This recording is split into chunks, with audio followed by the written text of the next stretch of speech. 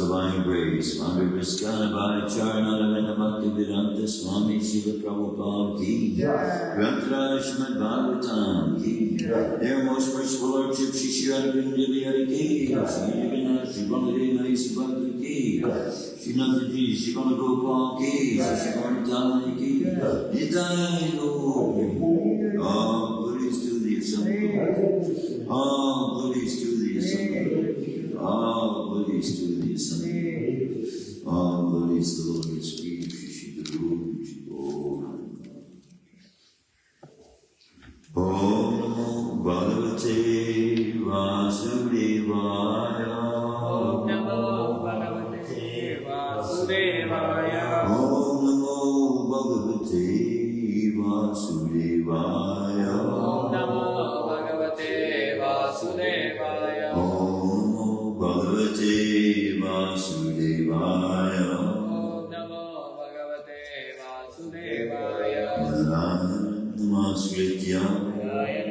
Naram Chaiva Narottamam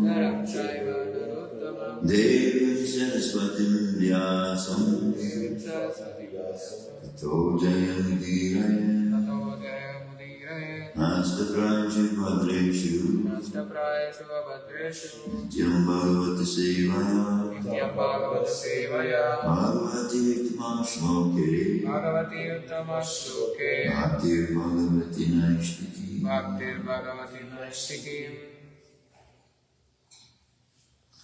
We are reading from Shrimadbhagavatam, Canto 1, Chapter 10, Text 4.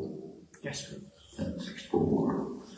Kamam Pavarsha Parjanya Kamam Pavarsha Parjanya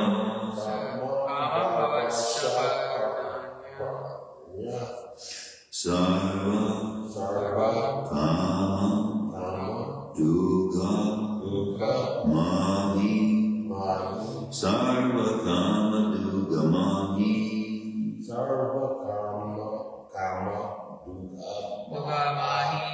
Sisi Shu Sma Vrajan Gava Sisi Chu Sma Vrajan Gava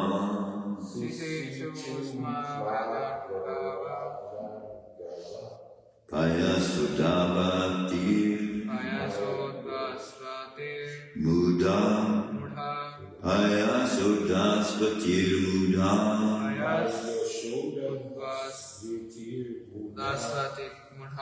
Kamam Pavarsha Parjanya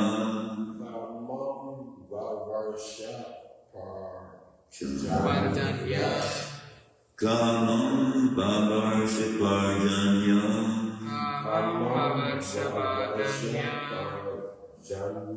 Sarva Kama Dugamahi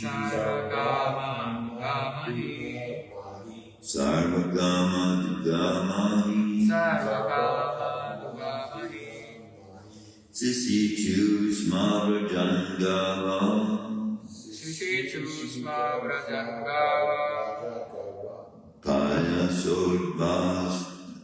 Payasodhaspatir Mudha Kamam Pavarsha Parjanya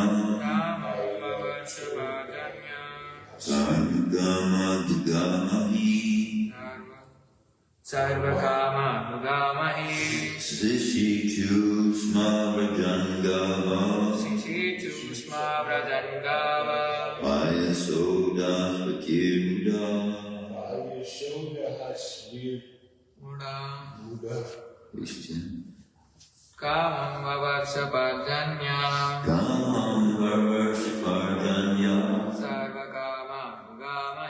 Sarva Kama Dugamahi Sisi Chu Sma Vrajangava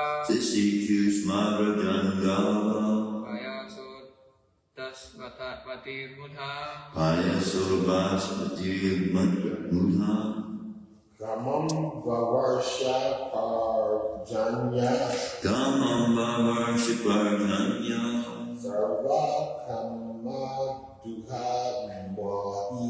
Sarva Kama Dugamahi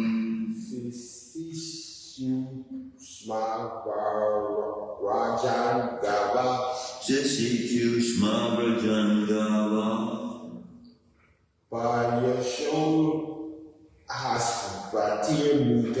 Payasodhaspatir Muda Kamam Pavarsha Parjanya Sarva Kama Dugamahi Sisi Chu Sma Vrajangava Payasodhaspatir Muda Kamam everything needed. Bavarsha was showered. Parjanya rain. Sarva everything. Kama necessities. Dukha producer. Mahi the land. Sisi Chushma, Shima, moisten, moisten, Vrajan, Rajan, pasturing ground, pasturing ground, Gava, Gava, the cow, the cow, Payasa, Payasa, Udaspati, Udasvate, Dasvati, due to swollen milk bags, due to swollen milk bags, Buddha, Buddha, because of a joyful attitude, because of a joyful life. attitude, Kamam Bavarsha Varjanya Sarva Karma Digamhi Sisi Chushma Vrajan Gava Payaso Daspatir Muda. Translation and purport by His Divine Grace Bhakti-Charanavinda Bhaktivedanta Swami Srila Prabhupada. During the reign of Maharaj Yudhisthira, the clouds showered all the water that people needed, and the earth produced all the necessities of man in profusion. Due to its fatty milk bag and cheerful attitude, the cow used to moisten the grazing ground with milk.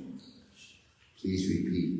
During the reign of Maharaj Yudhisthira, During the reign of Maharaj Yudhisthira, the clouds the clouds showered all the water showered all the water all the water that people needed, that people needed, and the earth and the earth produced all the necessities produced all the necessities of man in profusion. man in profusion, Due to its fatty milk bag due to its fatty milk bag and cheerful attitude, and cheerful attitude, the cow cow used to moisten the grazing ground with milk.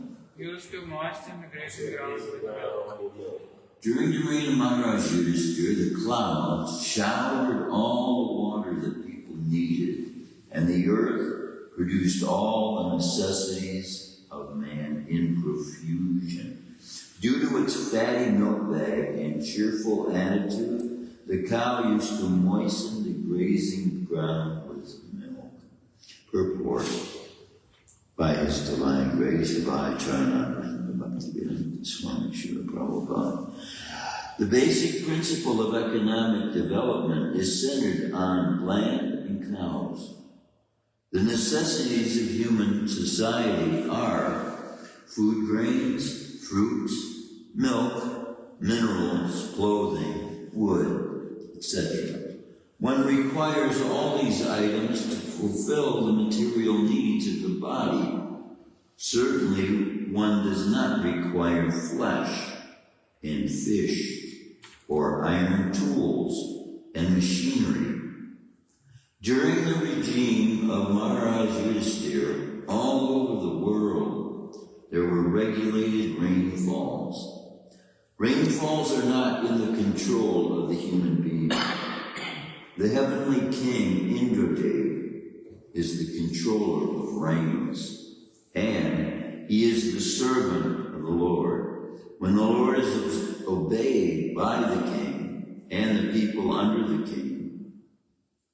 king's administration, there are regulated rains from the horizon, and these rains are the causes of all varieties of production on the land. Not only do regulated rains help ample production of grains and fruits, but when they combine with astronomical influences, there is ample production of valuable stones and pearls. Grains and vegetables can sumptuously feed a man and animals, and a fatty cow delivers enough milk to supply a man sumptuously with vigor and vitality. If there is enough milk, enough grains, enough fruit, enough cotton, enough silk, enough jewels, then why do the people need cinemas, houses of prostitution, slaughterhouses, etc.? What is the need of an artificial, luxurious life of cinnamon, cars, radio, flesh, hotels? Has a civilization produced anything but quarreling, individually and nationally? Has this civilization enhance the cause of equality and fraternity by sending thousands of men into a hellish factory and the war fields and at the whims of a particular man? It is said here that the cows used to moisten the pasturing land with milk because their milk bags were fatty and the animals were joyful. Do they not require, therefore, proper protection for a joyful life by being fed with a sufficient quantity of grass in the field? Why should men kill cows for their selfish purposes? Why should man not be satisfied with grains, fruits, and milk, which combined together can produce hundreds and thousands of palatable dishes? Why are there slaughterhouses all over the world to kill innocent animals? Maharaj Parikshit, grandson of Maharaj Yudhisthira, while touring his vast kingdom, saw a black man attempting to kill a cow. The king at once arrested the butcher and chastised him sufficiently. Should not a king or executive head protect the lives of the poor animals who are unable to defend themselves? In this humanity, is this humanity? Are not the animals of a country citizens also? Then why are they allowed to be butchered in organized slaughterhouses? Are these the signs of equality, fraternity, and nonviolence? Therefore, in contrast with the modern, advanced, civilized form of government, an autocracy like Maharaj Yudhisthira is by far superior to a so-called democracy in which animals are killed and a man, less than an animal, is allowed to cast votes for another less than an animal man. We are all creatures of material nature. In the Bhagavad Gita, it is said that the Lord himself is the seed-giving Father, and material nature is the mother of all living beings in all shapes. Thus, Mother Material Nature has enough foodstuff both for animals and for men. By the grace of the Father Almighty, Sri Krishna. The human being is the elder brother of all living beings. The human being is the elder brother of all human beings, of all other living beings.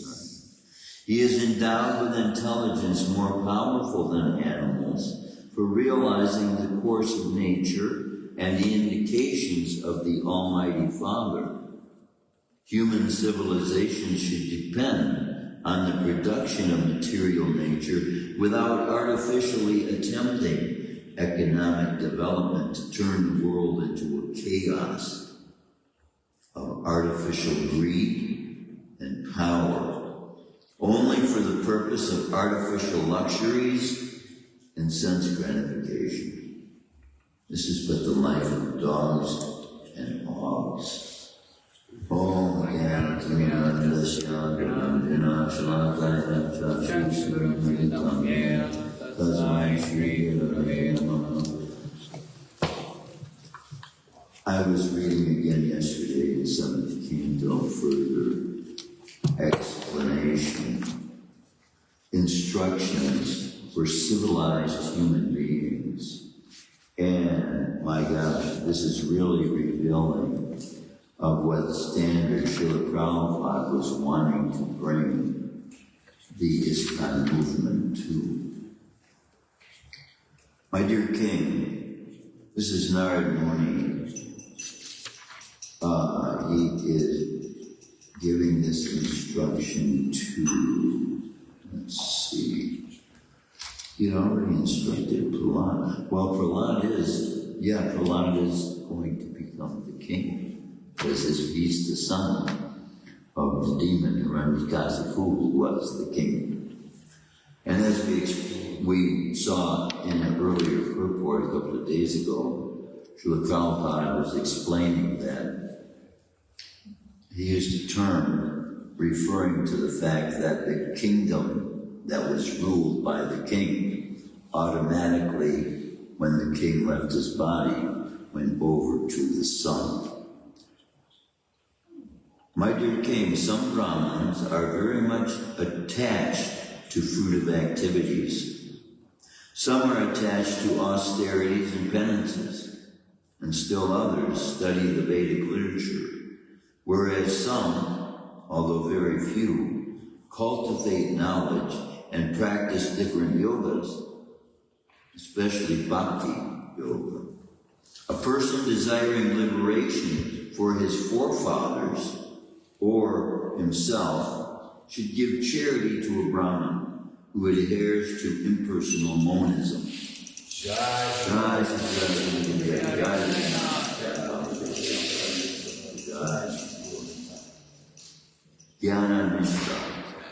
In the absence of such an advanced Brahmin, charity may be given to a Brahmin addicted to fruitive activities, karma kanda.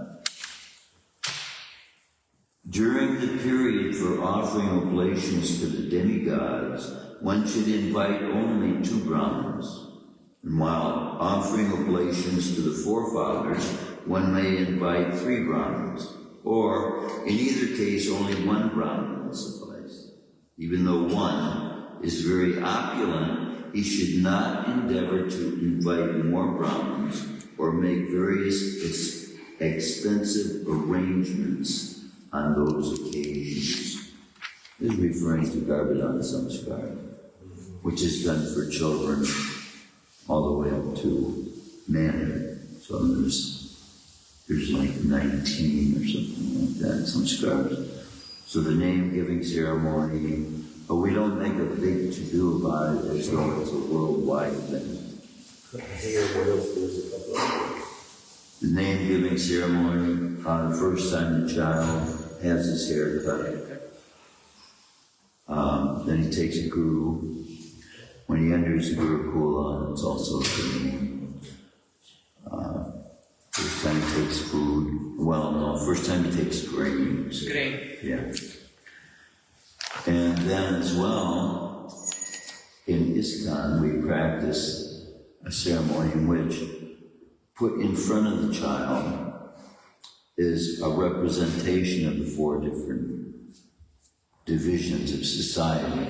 So they would put a picture of Krishna, and they would put a weapon, and they would put something of a mercantile class, maybe some food or something, and then they would put a tool. So then the child, according to the leanings that he has developed through his journey through the universe, in the many millions of births he's taken place in, he will be attracted to one of those 4 representations. And then the parents know by that attraction that the child has those leanings. And so they will guide the child in that direction. So that's what's being described here. But it's not made a big ceremony thing. It's not, we don't have a parade. In India, they make from. Yeah, in India they do. But this is explaining. See, we're leaning towards that as well. This is the problem. When we get all of Indian devotees occupying all the American temples, we have ISKCON turning into what India has become. And so we start worshiping demigod, we start doing all these ceremonies that are a distraction from why these are all put up. And so these verses are revealing. Ultimately, we want liberation. We want to get out totally of the universe altogether.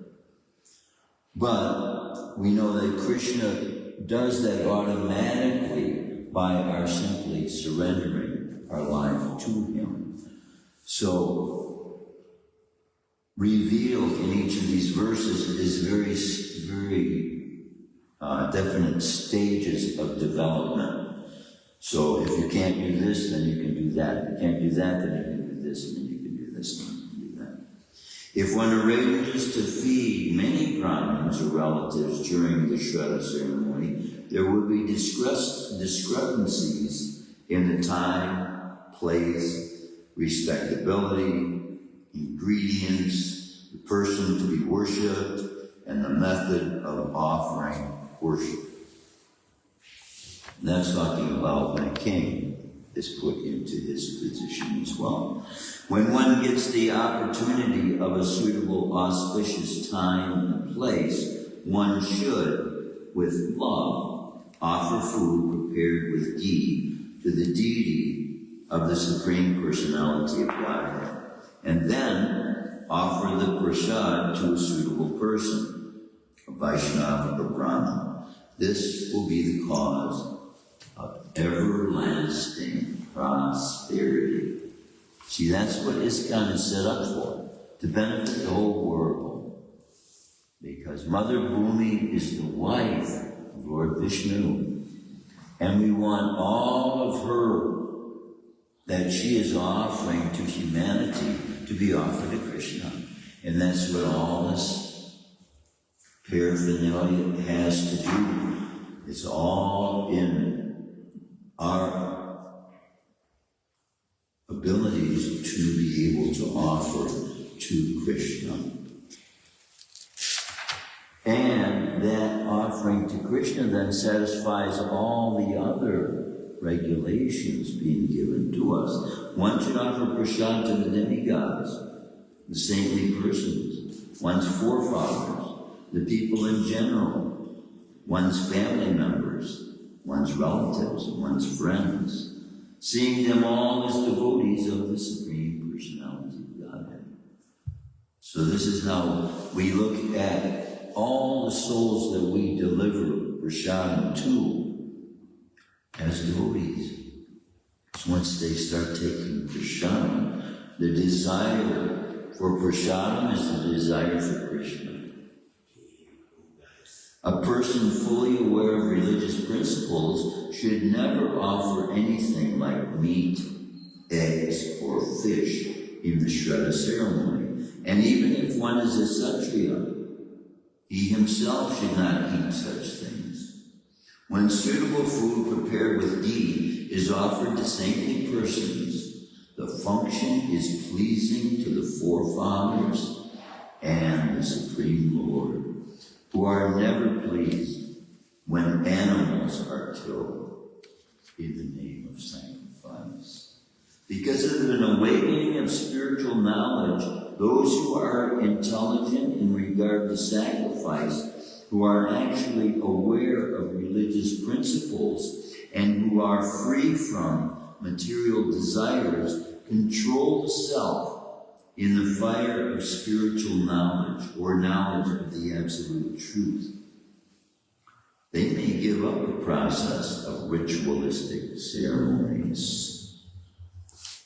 There are so many ritualistic ceremonies that are performed, and devotees come here as well. My father left his body on this date, right? See, if you are a devotee, all of that is automatically taken care of by Krishna. So, but see, one way we have as well, on the Sunday feast you will see, made mention, this feast is dedicated to my father, my family, like that. So this is a way of fulfilling, and what it is doing is, the soul is making an offering to Krishna. And all of these desires for the past members of our family that we have developed friendships with and loving relationships with. Just yesterday, I was being reminded my grandfather, probably the closest soul I had friendship with through my whole life. And I know that Krishna is taking care of him. As I take part in these offerings to Krishna, Krishna is taking care of all of his past ancestors that I have feelings for, affection for. Upon seeing the person engaged in performing the sacrifice, animals meant to be sacrificed are extremely afraid, thinking this merciless performer of sacrifices, being ignorant of the purpose of sacrifice and being most satisfied by killing others, will surely kill us. So see, Narad Muni, because of his close relationship to Krishna, who is Super Soul, can reveal by his association with Krishna what Krishna has revealed to him, the thoughts that are going through an animal's mind. We have we ourselves, without the recollection of past lives, have no way of knowing what is an animal thinking, right? But God knows. Therefore, day by day, one who is actually aware of religious principles and is not aimlessly envious for animals should happily perform daily sacrifices and those for certain occasions with whatever food is available easily by the grace of the Lord. He's specifically saying not to kill the animals for food. There are 5 branches of irreligious, appropriately known as irreligion. This is something I wanted to point out here. Yesterday I immediately thought of you because, as I have myself also believed that there are numerical codes in the scriptures, and there are ways of creating formulas to figure out all these mystery codes and all that. Listen to these verses here in explanation of what that is. There are 5 branches of irreligion, appropriately known as irreligion, Bidharma, religious principles for which one is unfit, Paradharma, pretentious religion, Abhas,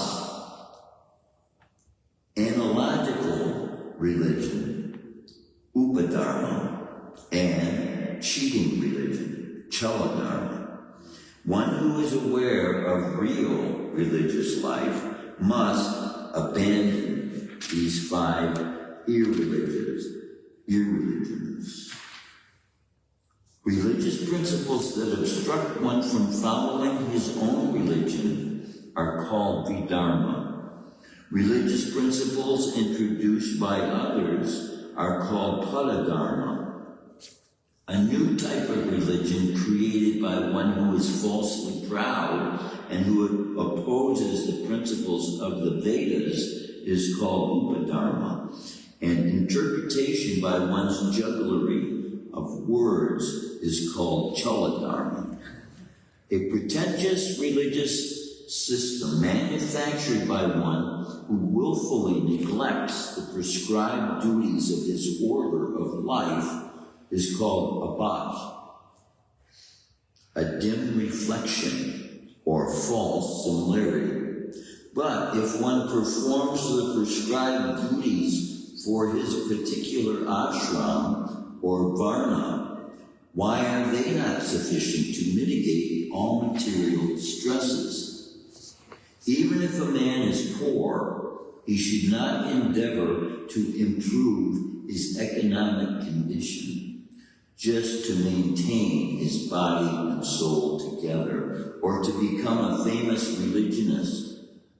Just as a great python, although lying in one place, not endeavoring for its livelihood, gets the food it needs to maintain body and soul. One who is desireless,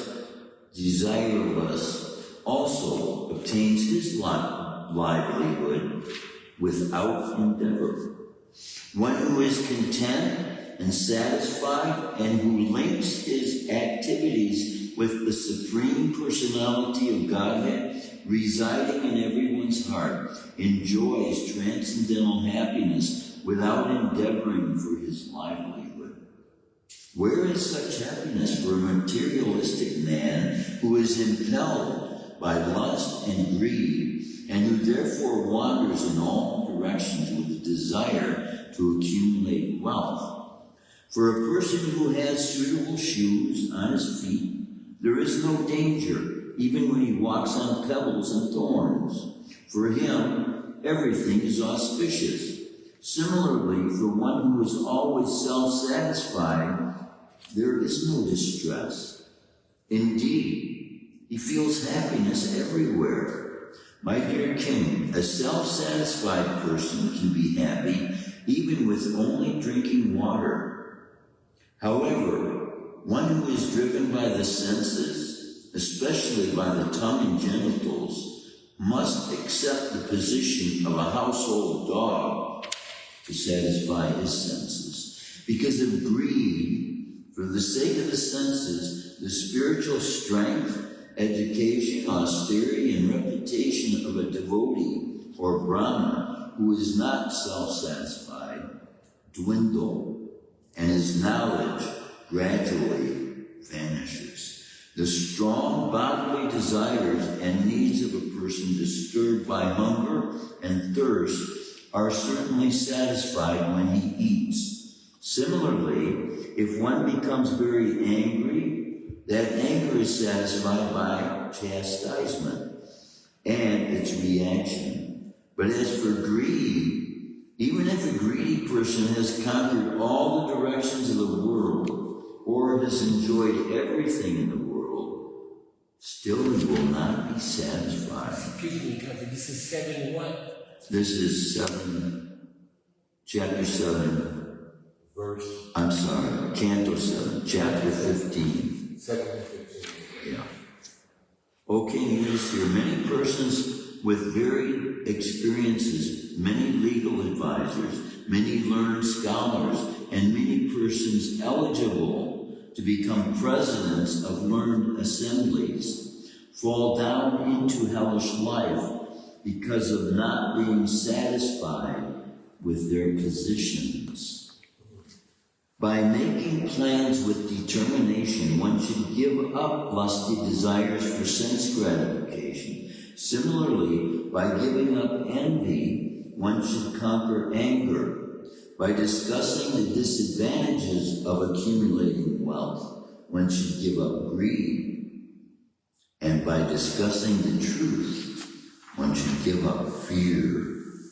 By discussing spiritual knowledge, one can conquer lamentation and illusion. By serving a great devotee, one can become prideless. By keeping silent, one can avoid obstacles on the path of mystic yoga. And simply by stopping sense gratification, one can conquer envy. By good behavior and freedom from envy, one should counteract sufferings due to other living entities. By meditation in trance, one should counteract sufferings due to providence. And by practicing hatha yoga, pranayama, and so forth, one should counteract sufferings due to the body and mind. Similarly, by developing the mode of goodness, especially in regard to eating, one should conquer sleep. One must conquer the modes of passion and ignorance by developing the mode of goodness, and then one must become detached from the mode of goodness by promoting oneself to the platform of Sudasattva. All this can be automatically done if one engages in the service of the spiritual master with faith and devotion. In this way, one can conquer the influence of the modes of nature. See, this desire you have, this desire we have to be initiated, to take full shelter of Krishna, that's fulfilled. And fulfills all the other needs of a human being in society. He has responsibilities to meet in society. The spiritual master should be considered to be directly the Supreme Lord, because he gives transcendental knowledge for enlightenment. This doesn't mean we think of Srila Prabhupada as God, but we respect him with the same reverence we would if God himself was standing in our presence. We offer the same respect. because it is the same truth that God is, that our Guru is connected to give us the pure form of God. So we don't have respect for the completeness of God being represented by the Guru as the mediator that the Guru is between us and Krishna, the Supreme Person, then it will reveal to Krishna that we see, that keeps us from offending him, from coming in direct contact with him. But Krishna takes more offense towards his devotees. When the devotees are offended, you can't find forgiveness of an offense you commit against the devotee by going to Krishna. He doesn't give that. You have to go to the devotee to find forgiveness. Consequently, for one who maintains the material conception that the spiritual master is an ordinary human being, everything is frustrated. His enlightenment and his Vedic studies and knowledge are like the bathing of an elephant. The Supreme Personality of Godhead, Lord Krishna, is the master of all other living entities and of the material nature. His lotus feet are sought and worshipped by great saintly persons like Vyas. Nevertheless, there are fools who consider Lord Krishna an ordinary human being.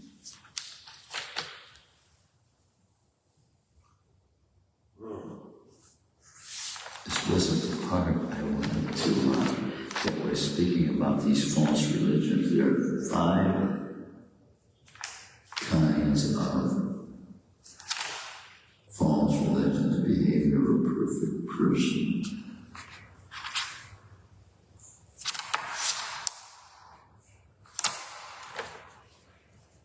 Well, see, what the main point we need to know is that by fully engaging ourselves in the service of the Supreme Personality of Godhead and in his energy, we can't be engaged in both at the same time.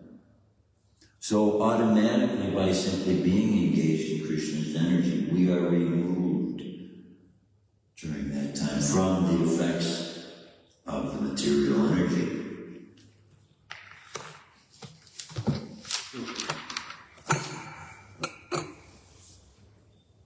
What we are, when we initially come to Krishna consciousness, what we are faced with is the question now.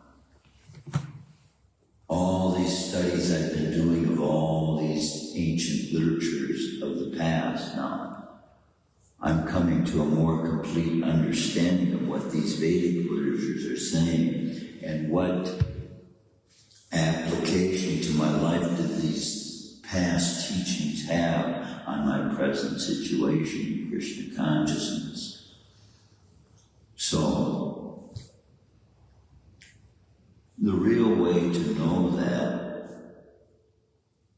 is to continually absorb ourselves in these Vedic teachings, and the teachings themselves and the guidance by Super Soul will give us understanding to know and to apply our knowledge and intelligence gained by Bhagavatam, the application of those teachings we got according to time and circumstance. For the most part, recipients of many paths, I don't want to say every path that's there, but for the most part, many paths are not being revealed that the path is applicable to time and circumstance being given by the most advanced person in their midst at the time.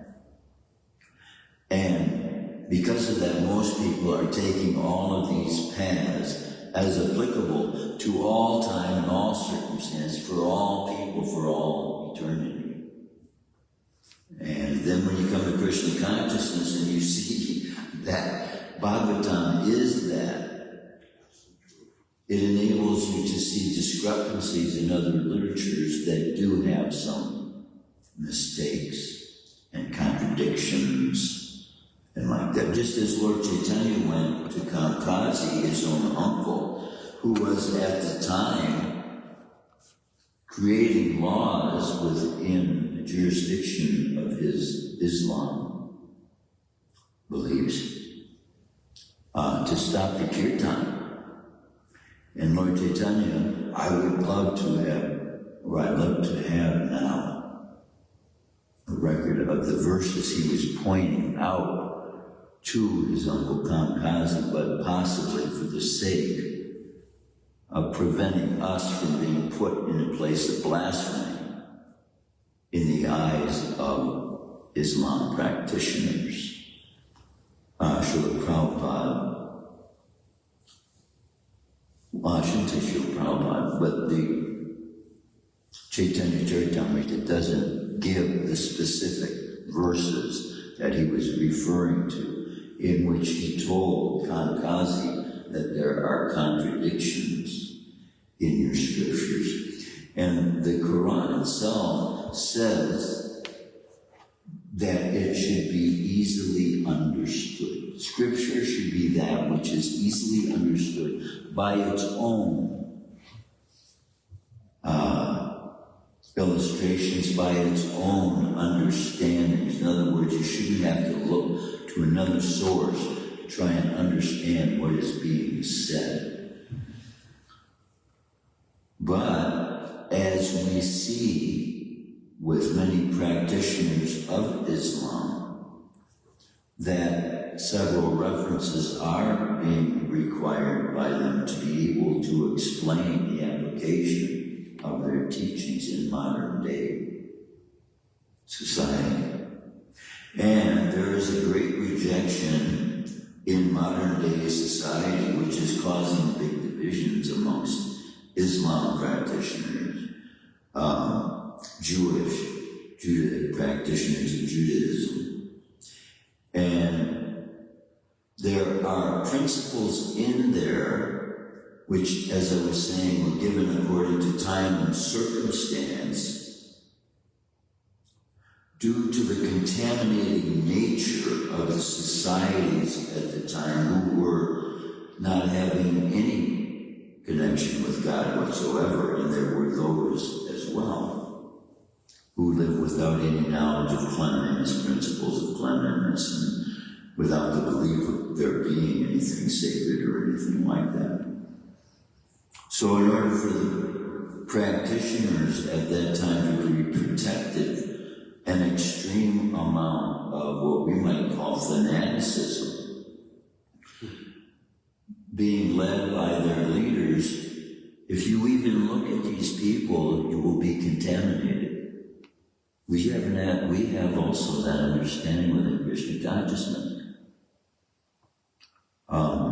Lusty people that are revealing their lustiness should need to be looked at, especially in their eyes. And what it is, the eyes are the windows to the soul. And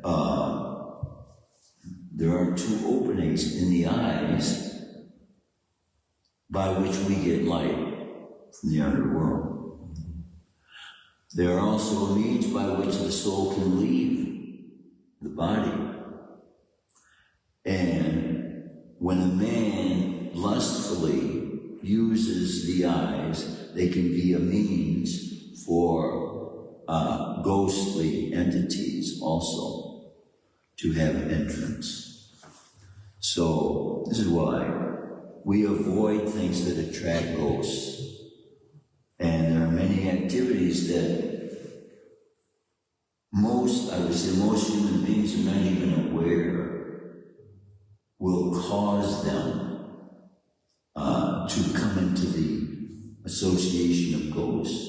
And some of them having the ability to influence their thought processes. So whistling is one of those things. Not taking care of the body's requirements, shape. Fingernails can attract ghosts. So when you cut your fingernails, best to put them in a way where they can't track ghosts that would be in your vicinity and flush them down the toilet or throw them in the garbage can, which eventually gets burned. Whistling,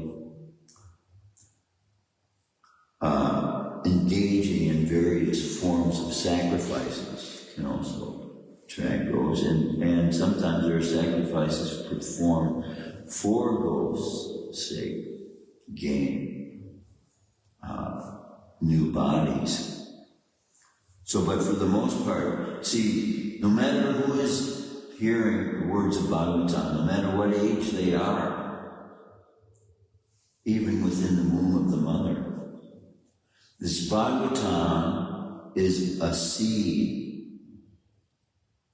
It is Krishna's seed of truth that when planted in the hearts of human beings, and even we are being told and instructed that even the physical effects of the spiritual teachings of Bhagavatam spoken to animals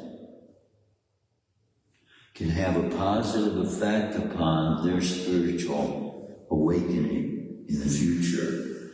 So anything you speak spiritually, given by the teachings of Bhagavatam, which is originally inspired by Krishna, then you are affecting and you are planting seeds within the consciousness of the living entity who is able to receive that sound vibration that will eventually flower. Just like you were planting seeds in the garden, eventually those seeds will bring fruit. It may not even happen in this lifetime in some cases because people are so ignorant. But when you're out, if you're out dancing, singing kirtan, chanting, or preaching, or approaching someone with a book with the hope of being able to give them a book, and you're explaining to them, at the moment they may not even be able to receive the value of what you are saying, but days later when it comes to their recollection. See, memory can be very good for us to be able to carry knowledge with us. Basically, the only means we have. It's why people are realizing at the end of their life, when they start getting Alzheimer's or losing their memory, people are realizing how important this memory is to our daily functions. If we no longer know our responsible activities that we have to do to carry out our functions in society, it makes life very difficult. And so, with the devotee filling his mind and heart with Krishna's words, with Krishna's teachings, so these help us because this that we are recording in our memory that is of Bhagavatam is eternal. So even after we leave these bodies, it has been put into our consciousness. And Krishna can bring it back to us at any time. When we have dreams, sometimes we're being reminded of past experiences we've had in other lives. And Krishna can talk to us in this way. But that's better than that is this chanting in which we can hear Krishna's voice with our consciousness. He can speak to us with our consciousness. Just like this verse is revealing what animals think about who are just about ready to be going to slaughter. They're thinking about their owners. So who can know this but God? But the same way that he is knowing the thoughts of the animals, he is knowing our thoughts as well. And so this chanting that Krishna is saying, I'd like to spend a few hours with you today. And every day for the rest of your life. This is what we're getting, association from the Supreme Person himself. when we chant Hare Krishna, Krishna Krishna, Hare Hare, Hare Rama, Rama, Hare Hare. And if in our heart of hearts, we just desire to know what it would be like to be able to be with Krishna, be able to ask him questions, to know what it's like to be a friend of God's, to have an ongoing conversation continuously. That's what this chanting is offering to us. And to be open, and to be willing in our minds for Krishna to criticize us and reveal to us mistakes that we made and weaknesses that we have. Because if we're continuously in our life having that attitude with one another, then we share that same attitude with Krishna in our consciousness, and then Krishna is more than willing to reveal to us our inabilities, our weaknesses, and how to correct ourselves in those things. Does anyone have any comments, any questions, any realizations? Nice to know, Prabhu, the ceremonies, the Indians, like celebrating the baby first haircut, all I could recollect my memories. Yeah. It's all, we do celebrate the ceremonies, but we don't make it the big to-do. But we do make the big to-do of initiation. Yeah. Because that is the real birth. Yeah, the real birth. And when we're celebrating one another's birthdays, you see this body was brought into this world, it doesn't have the same significance as that when we are actually, by choice, if we look at this as actual birth, this rebirthing, the second birth, the initiation, you're being born in full consciousness. Think about it. If it is actually an act of being born, you're keeping the same body. It means you are being born, realized. You realize the body you're having and all that. But the rebirth is the rebirth of consciousness that is no longer the same at all. And it's the consciousness that is the result of the activities that we do in the world that we are hoping to gain when we are wanting to be happy. Happiness is a state of consciousness. And that's what the secret is. We're all wanting to be happy, but we don't know how to get to, we don't know the buttons to push. We don't know the phone call. We don't know the telephone number. Krishna's telephone number. Hare Krishna, Hare Krishna, Krishna Krishna, Hare Hare, Hare Rama, Rama, Hare Hare. And never a busy signal. What about that? Try and find a line that can guarantee you never have a busy signal. That's Krishna. Direct line. Any other comments, any other questions, any shared realizations? I remember what you said, we keep the weapon, and we keep belt like money, and we keep Bhagavad Gita. We at my ceremony also they did the same, and I remember after seeing the photos, later I touched the Bhagavad Gita and pen. Wow. Touched the Bhagavad Gita and? Pen. And the pen. Wow. Yeah, that's right. Wow, that's great. See, and you were here. Yeah. So, see, a lot of children in Krishna consciousness still, when they come into Krishna consciousness, they have leanings toward other directions. But see, if a mother and father, I'm seeing amongst Indian families a big difference in their ability to relate with each other and communicate. Although I have seen also cooks in the kitchen arguing. Really? Yeah, that happens. Food has a big effect. Okay. That's why we're not even supposed to talk in the kitchen. Okay. And two, there is a tendency, we want to give compliments to one another, right? So when we go in the kitchen and we're smelling something that we like the smell of, we may think it's a great compliment to the cook. Oh, wow, that smells so wonderful. Yeah, but you are using your nose before Krishna gets a chance to experience.